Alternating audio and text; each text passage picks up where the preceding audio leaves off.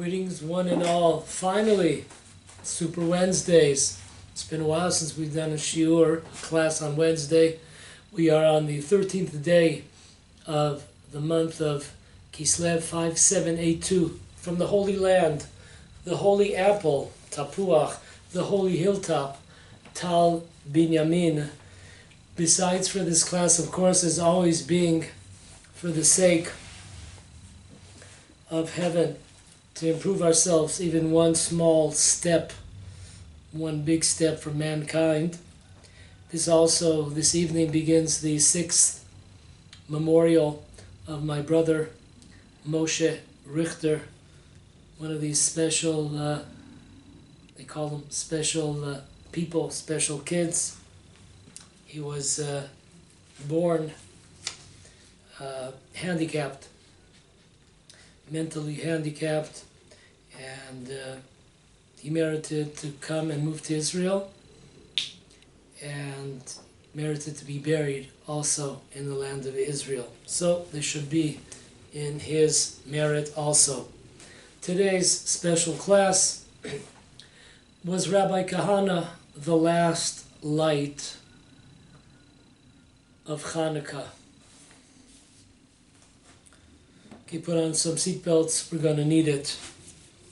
Not sure if there's going to be one or two parts. We'll see as we flow. We'll see how it goes. From Adam to Abraham, there were various righteous leaders in the world. We'll name a few of them that we know about, the more famous. First was a man named Enosh. He lived from the year 235 to 1140. That's 905 years.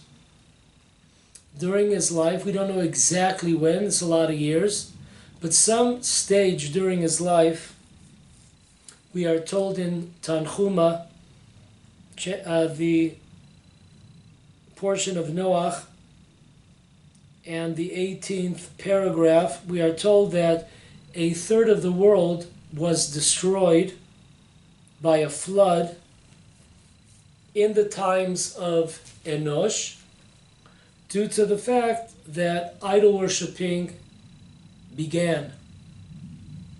Up until the time of Enosh, he was born in the year 235 after creation, we are told that idol worshipping, various forms of idol worshipping began. Second, we have Chanoch. Chanoch lived from 622 to 987, and the Midrash HaGadol in the portion of Bereshit tells us that Chanoch became an angel.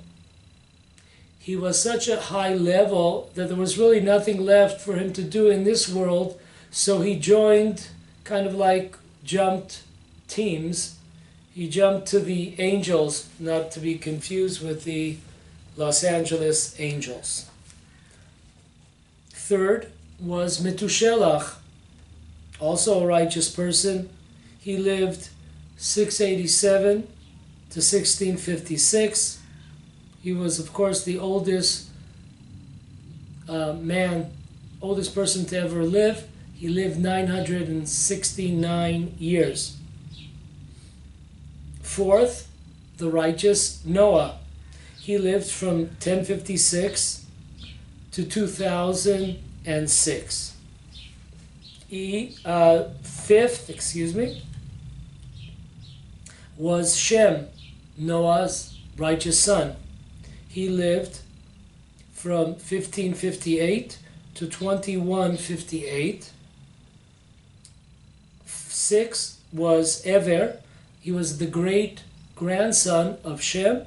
He lived from 1723 till 2187. Last but not least, Abraham, 1948 till 2123. Of all the religious leaders that we mentioned, Enosh, Chanoch, Metushelach, Noach, Shem, Ever, and Abraham, perhaps one of the above righteous men did not see idol worshiping during his days. That could be, perhaps it was Hanoch, perhaps did not see, ? However, it's interesting to note, and it's very important to note, that all the other leaders were alive. Many of them knew each other. We'll see in a second. And they were alive during a period of history that idol worshiping not only had begun, but it was also on the rise. It was becoming more and more popular. So, for example, Enosh, Metushelach, Noach, and Shem all knew each other. And idol worshiping was prevalent during their days, during their years together. Second group of people, righteous people that knew each other, was Noah, of course his son Shem, Ever, and Abraham. All knew each other. In fact, Abraham was 58 years old when Noah passed away. So, we have a very interesting Ramban, Maimonides, in the in the book of Yesodei Torah, chapter 1, pretty sure it's the second law. We are told the following by Maimonides, that Abraham was 40 years old when he came to realize that there was a God in the world. Now there's 3 different opinions on the age of Abraham, but Maimonides takes the opinion Abraham was 40 years old when he recognized the creator of the world.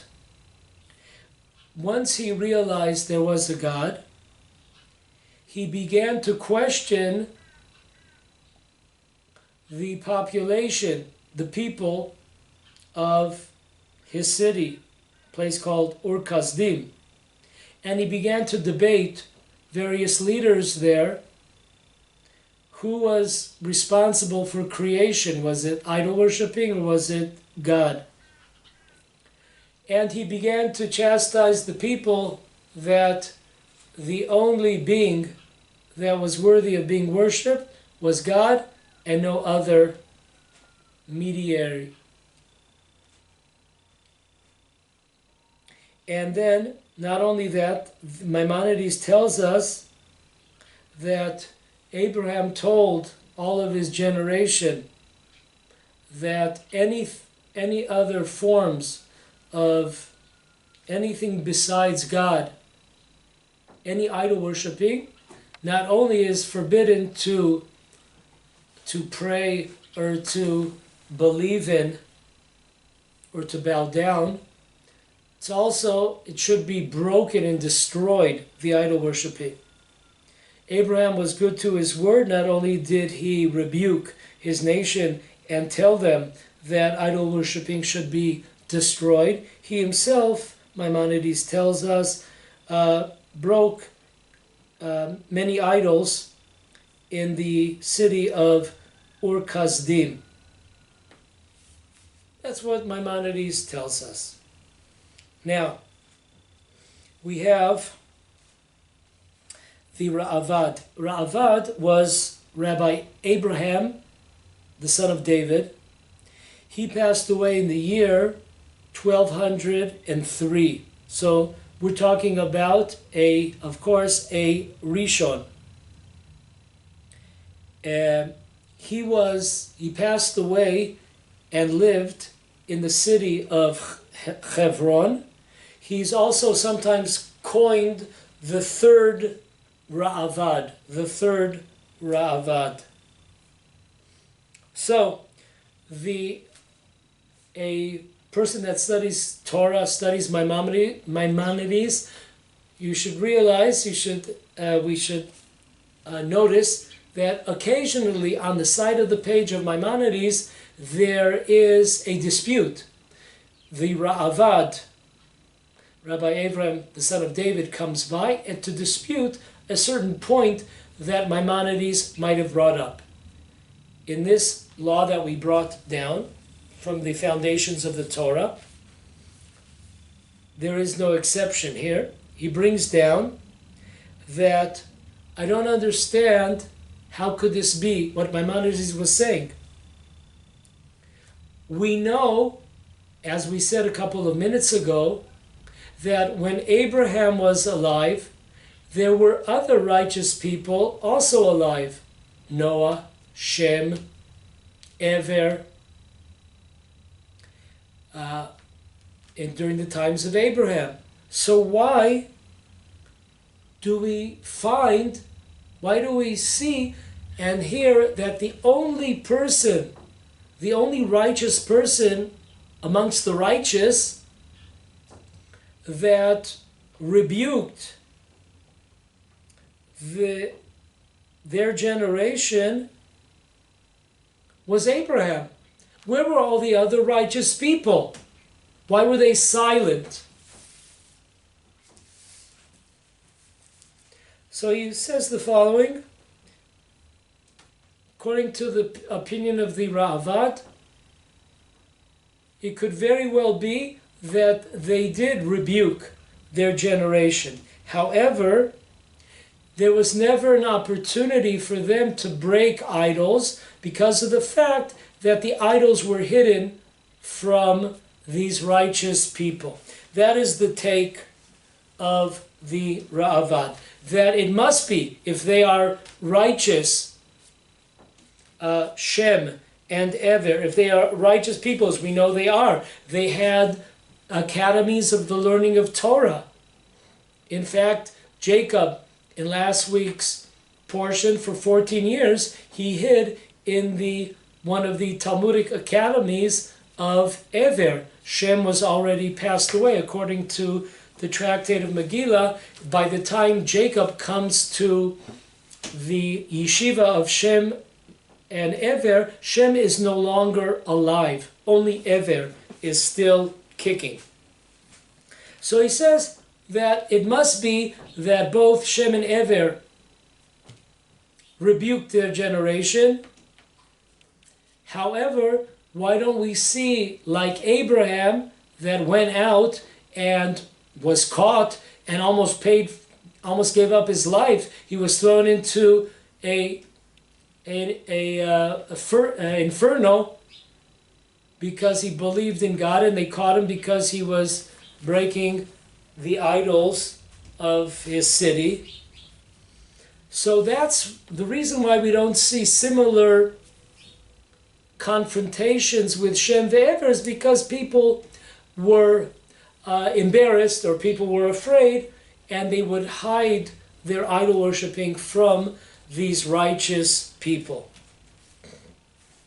You know, sometimes I would remember when I was in prison, you would see on Shabbat people that were not religious, when they would see like a religious person or a rabbi on Shabbat, even though they were smoking, they would put the cigarette behind their back. They were like, they were embarrassed, and they had a respect for the religious people, even though they were criminals who were not religious. So that's the take of the Ra'avad. Comes the Kesef Mishnah in his commentary. Rabbi Yosef Karo, he passed away in 1575. He is considered to be an Acharon. 1460 is the cutoff time between the Rishonim, the earlier sages, and the later sages. So he was on the borderline of one of the earlier and one of the later sages. So the Rabbi Yosef Karo, in his commentary, the Kesef Mishnah, he disagrees with the Ra'avad. He says, how could it be that people hid their idol worshiping. We know, we have various sources in the Torah that people were not hiding, people were not embarrassed of their idols. We know, for example, Abraham's father, Terach, had a store. It was an open view. It was in the middle of town, downtown Ur Kasdim. We know that Nimrod, who was the king of the time, he was pushing the worshiping of idols. So what the Ravad said, that people were embarrassed to show their idols in public, that cannot be. Because we know that idols were put out in public in your face. So then what could be the difference? Why don't we see the righteous Shem ve'ever, for example, why don't we see them going out to chastise their generation, to break the idols? And his answer is very simple. Not because they didn't have the opportunity. People were hiding them, so they never saw idols. No. Very simple. Rabbi Karo says that Abraham lived in Babylonia, today's Iraq. And in Babylonia and Iraq, idol worshipping was rampant. So therefore, Abraham would clash with idol worshipping and idol worshippers and idols all the time. However, Shem ve'ever, they were in the land of Israel. And the land of Israel was on a much higher spiritual level than the Babylonians. And at least at the time of these righteous leaders, it was not prevalent in the land of Israel. So therefore, there was no need to argue, debate, to break idol worshipping, because in the land of Israel, it was not prevalent. That's the Kesef Mishnah, Rav Yosef Karo's answer. Next, the Migdal Oz, commentator on Maimonides. Also, of course, the Kesef Mishnah is also a commentary on Maimonides. So the Migdal Oz was Rabbi Shem Tov, the son of Abraham. He also lived in the land of Israel. So far, we have three sources, which was the Ravad, who lived in Hebron. We have the Kesef Mishnah. We have Rabbi Yosef Karo, of course, moved to the land of Israel, to Safed. And now we have the Migdal Oz, also lived in the land of Israel in the year 1340, which makes him a Rishon, the earlier sages. And listen to his an amazing explanation of this dispute between Maimonides and the Ravad. Here's his take. These righteous people, Shem, Ever, of course, also Noah, of course would chastise those that were close to them. And they would teach people the proper way for a person to act if they entered their study halls, if they were approached, then of course they would have discussion, they would have debate, they would rebuke them, they would argue. But it was only, Abraham was the only righteous person that was willing to put his life on the line, and a person that went out, went public. So, according to the Migdal Oz, this is an amazing commentary that he has. That there is no dispute that Noah, Shem, Ever, Metushelach, Enosh, Chanoch. There is no dispute that they were righteous people. However, amongst righteous people, there are many classes, leagues, levels of righteousness. And nobody came close to the level of Abraham, because Abraham went out. He was the first person to leave the friendly confines of his study hall, of his neighborhood, so to speak, and go out and meet the people. Go out to the streets. Remember that song? Taking it to the streets, whoa, whoa. We're taking it to the streets. Yeah, that was the idea of Abraham, and this was something that was brand new. Okay. The Ramchal, Rabbi Moshe Chaim Luzzatto, 1707, some 300 years ago, in his book Adir Bamarom, on page 13, says the following. I'll translate.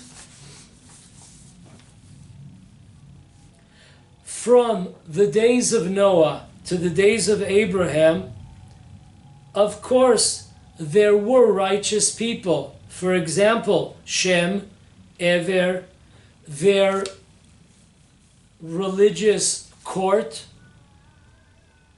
the members of the religious court. It wasn't just Shem, Ve'ever. They had an entire community, a study hall, a judicial system. And all these people were very righteous people. However, the Ramchal says an amazing, hits it out of the ballpark. He tells us that these righteous people, unlike Abraham, did not mingle with outside influences, with their generation. And the generation itself, the population,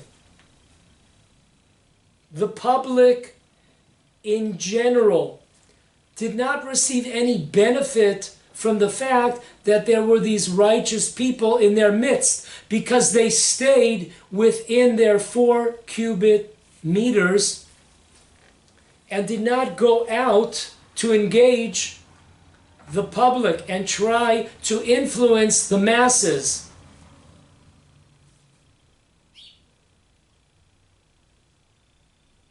They would, in the words, I continue to finish, the Ramchal, amazingly, they remained amongst themselves, segregated, and not a lot of benefit of their righteousness or their Torah reached the masses.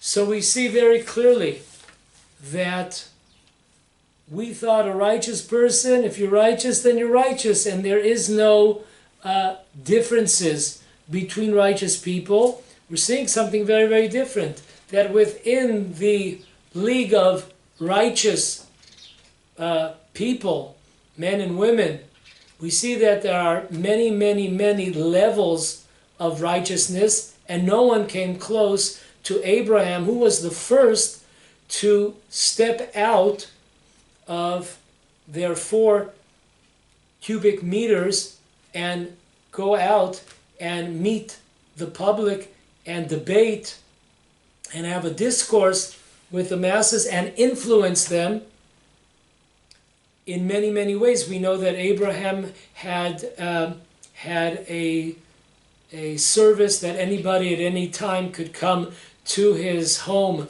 and there they could sleep, and they would be able to eat and drink, and there were discussions that took place and blessings that took place. So Abraham, I guess in our times we could call him the first maybe Chabadnik, or the first Rabbi Kahane.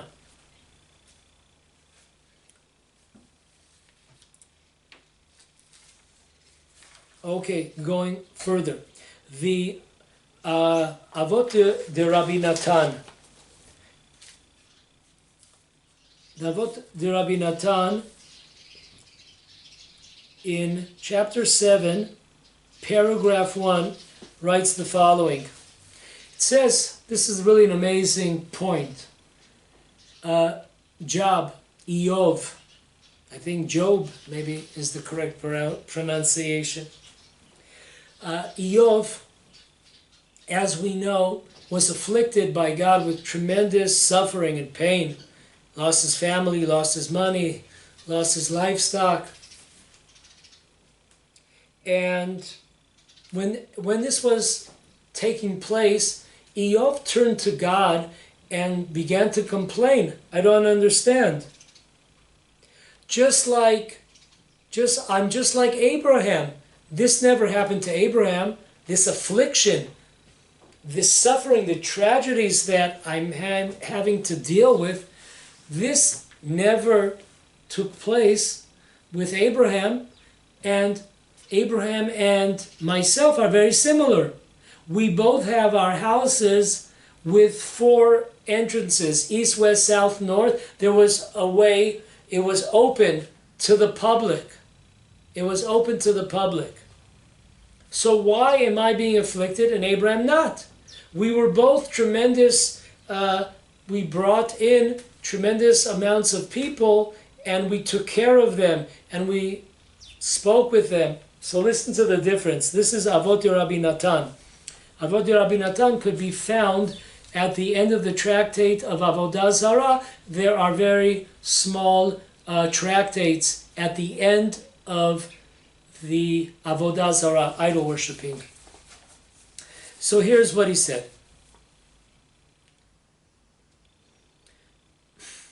Eov, it is true, also had an open house policy, like Abraham. However, Eov received only those that came into his house, into his proximity. Abraham, however, went out to the masses to meet and discuss and to debate and to argue and to convince and to rebuke whatever was needed. That is the difference.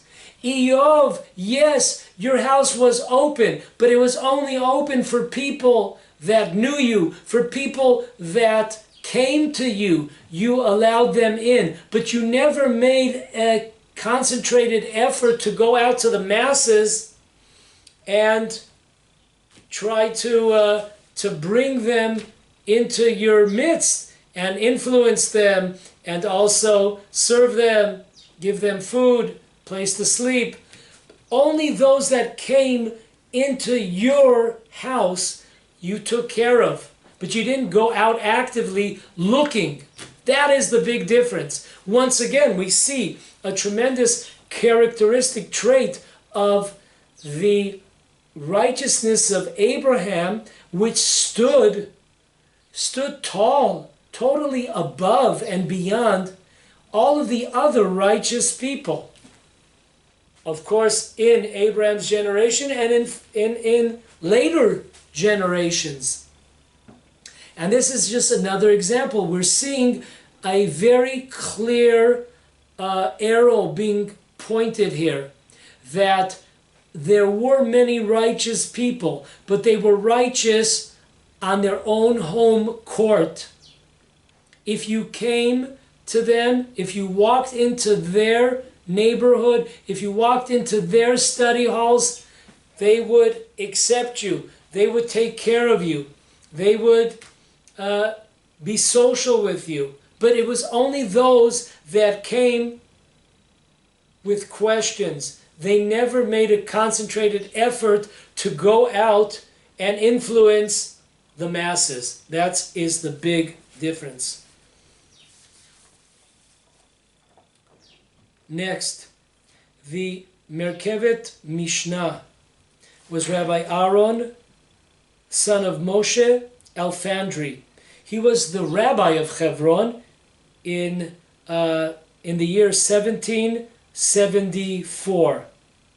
Once again, he has a commentary on Maimonides. Says the following. I translate. The reason why we do not have any recorded history of righteous people such as Shem, Noah, or Ever that rebuked idol worshippers is because of the fact that this was a danger for a person. This was endangering one's life. And we know that the Gentiles, those that observe the 7 commandments of Noah, they are not commanded to sanctify God's name. That means if somebody comes up to a righteous Gentile that observes the 7 commandments of Noah and wants to coerce them to worship idols, or they're going to be killed, the law is that they should worship the idols because there is no commandment of sanctification of God's name by a righteous Gentile. You don't have to give up your life for it. So therefore, there were many righteous people in living during the time of Abraham. However, they understood that if they were going to go out publicly and argue and embarrass idol worshippers, idol worshipping, if they were going to debate and win, if they were going to rebuke their peers, they knew that their life was in danger. We know throughout history when Jews were forced to debate various Christian clergy, priests, they knew it was a lose-lose situation, because if they won the debate, of course they would win, then they would probably be killed because you made the Christians look bad. And if they would lose, well, they lost. So either way, it was like a lose-lose situation. So they understood this very well. In the generation of Abraham, all these righteous people that existed at the time, they understood that if they came out publicly, they would lose their jobs, they would lose their lives. There was a good chance that they were endangering themselves. So therefore, that's not the law. However, Abraham took a different path. Abraham said, I'm willing and I want to sacrifice myself for the sake of the honor of God. Even though I'm not obligated to give my life, I want to give my life. And in fact, the Merkevet Mishnah, he brings down a source in Midrash Tehillim that says in black and white that Shem and Ever, they hid themselves and did not rebuke, did not argue and chastise the worshippers of idols. And so the only person that went beyond the letter of the law was Abraham. Abraham went publicly. He endangered himself, and sure enough, he really was in danger, and he was thrown into a fire, and miraculously God saved him. But if not for that, he would have been dead. So these righteous people, once again, they were righteous. However, Abraham was in a different league, totally, than these other righteous people, by the fact that he put his life on the line, even though, according to the letter of law, he did not have to.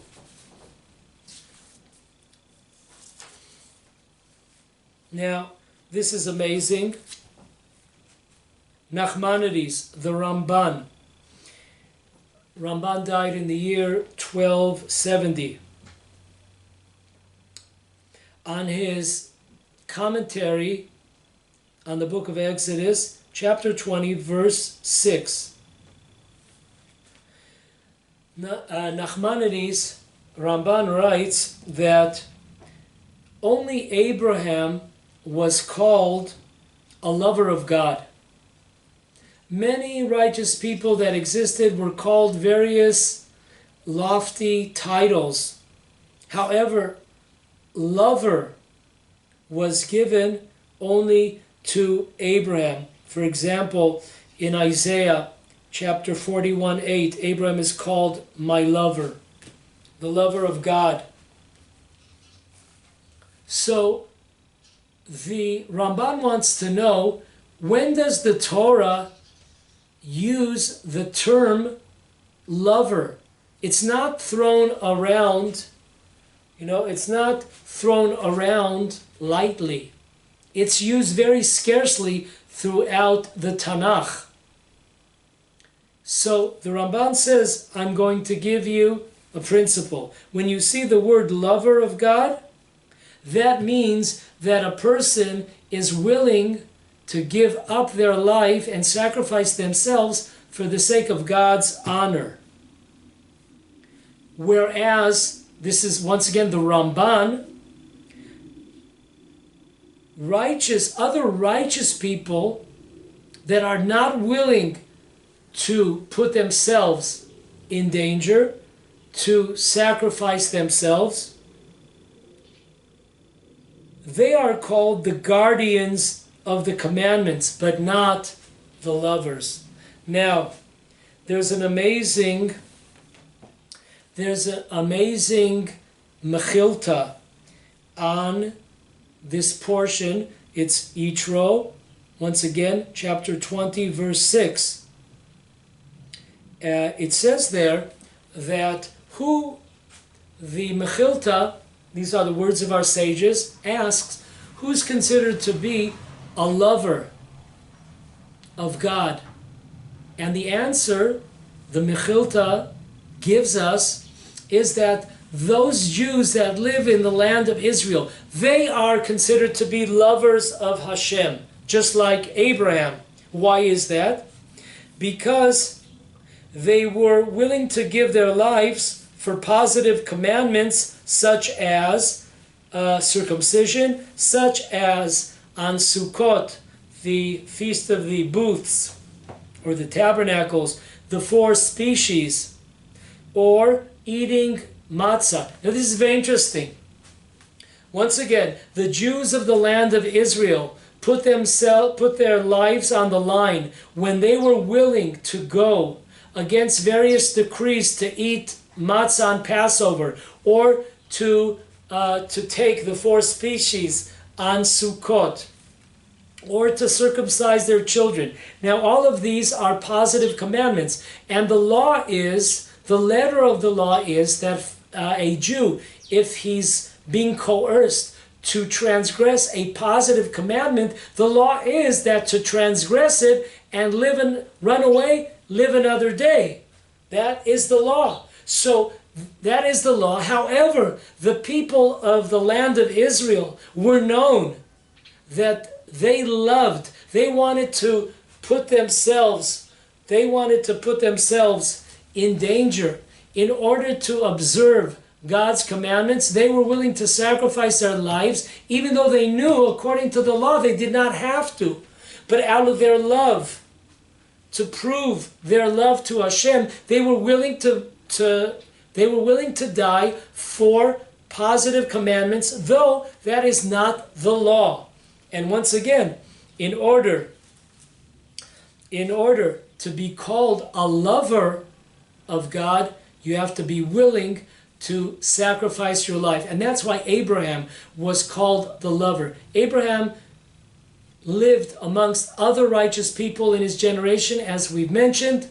However, he stood far above all of them, because he was the only one willing to sacrifice his life for God's honor. And therefore, he was willing to endanger himself by debating, by arguing, by breaking the idols of the masses, and miraculously he was saved. Okay, our last source is really an amazing one. This is the Sforno. Sforno, who was also a doctor, the Sforno lived in Italy in 1475. And he comments in two places on this subject of the difference between various righteous people. They're all called righteous, but there are east to west, north, south, heaven and earth differences within the righteous community, as we've seen today. So, our first source in the Sforno is the portion in Genesis, Vayera, chapter 18, verse 26.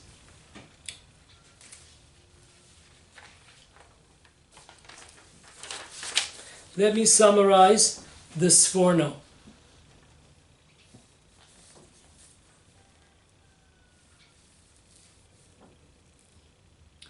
The Sforno says that this is a very important, most people miss this point, and it is a foundation in Judaism. The story of the wicked city of Sodom and Amorah, Sodom and Gomorrah. Abraham goes and he begins to argue with God to try to save the city of Sodom. 50 righteous, 45, we all know the story. However, the Sforno, this must be prophetic. The Sforno really hits the hammer on the nail. Hits the hammer on the nail. And he says the following: when Abraham went to God and he said, if I find a certain amount of righteous people, what type of righteous people? We see today in our class, there are many righteous people and many types. However, what is Abraham looking for? Because we know that Abraham stood in his own league. So perhaps Abraham is looking for a different type of righteous person. And sure enough, this is what the Sforno is saying. Abraham says to God, if I find righteous people in the city of Sodom and Amorah, righteous people meaning, Abraham says, people that are willing to rebuke the wicked of Sodom and bring them back to repent. That is the type of righteous people, that righteous leaders that Abraham was looking for. Abraham was not saying, if I find righteous people who keep to themselves, keep within their communities, within their study halls, neighborhoods. He was not saying, please save the city of Sodom. No, Abraham says, the only reason to save the city of Sodom, if I can find leaders, rabbis, righteous people who are willing to go out in public and to debate and to refute and to chastise and bring back to repentance the wicked people of Sodom. If there are leaders, such leaders, it pays to allow the city of Sodom to continue, because there is a chance that many of the wicked people will turn over a new leaf and repent. That is what Abraham was looking for. There is by Rabbi Rabbi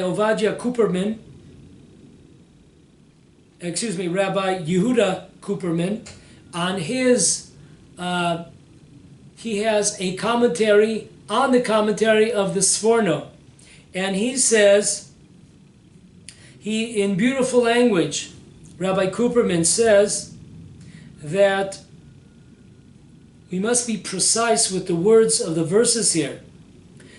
Abraham was not looking for people that would, righteous people that would stick to themselves and would be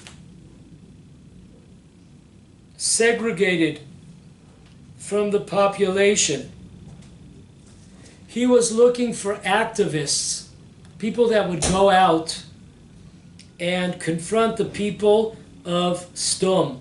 And he brings out also that the Rabbi, the commentary, Ibn Ezra, says on these verses here that we're mentioning in the in chapter 18, verse 26, he says also clearly that Abraham was looking for people that feared God in public, people that were not afraid to go public.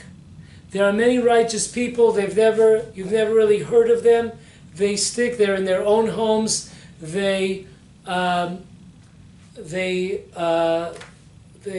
alone in their houses. Sometimes they see certain people, but they stick to themselves. This was not the type of righteous person, people that Abraham was looking for.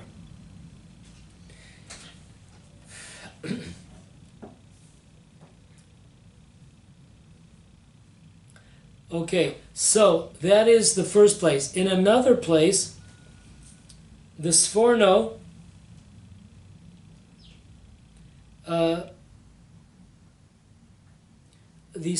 goes in the book of Noah, and based on the prophet Yechezkel, chapter 14, verse 14, there's a very interesting verse there. The Sforno says that he quotes the verse in Yechezkel, and the prophet Yechezkel tells us that he names three righteous people. He talks about Noah, talks about Daniel, and he talks about Eov. He talks about Noah, Daniel, and Eov. And it says in the verse that these righteous people, they are righteous. There is no dispute that they're righteous. However, they can only save themselves. They cannot save a city. They cannot save a community. Why is that? And then he explains. He explains why is that.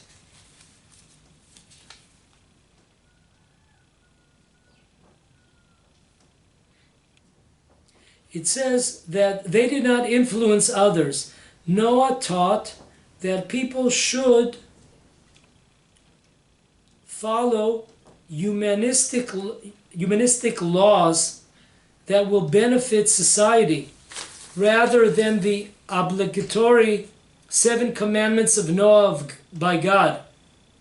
This is similar to a Gentile observing the 7 laws of Noah out of intellectual agreement rather than a godly demand. These are the words, amazing words, that Noah, Daniel, and Eov were tremendously righteous people. However, their righteousness cannot save the masses. Why? Because they are the righteous that pretty much kept to themselves. Or if you came to my community, if you came to my study hall, if you came to my house, I'm happy to bring you in. But I'm not going to go out and put myself on the line and be chastised and be embarrassed and publicly mocked, for trying to influence the masses. Once a person goes public, we know today they are destroyed. A person of truth, a person that stands for truth and for righteousness, those people are blacklisted by the media, etc. and they are, of course, badmouthed and embarrassed publicly day in and day out. So for somebody to come and put himself or herself on the line and publicize these Torah concepts when they go against modern, in our times, modern Western civilization. So therefore,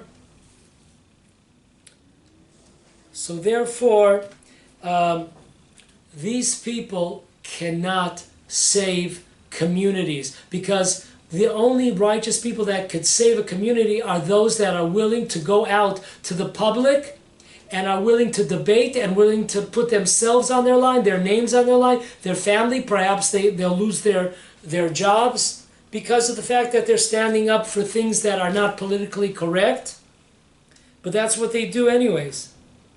So it's very interesting that according to the Sforno, Noah was pushing, let's try to make our society a place that is positive for all. And in order to do that, we have to accept upon ourselves various certain behavior.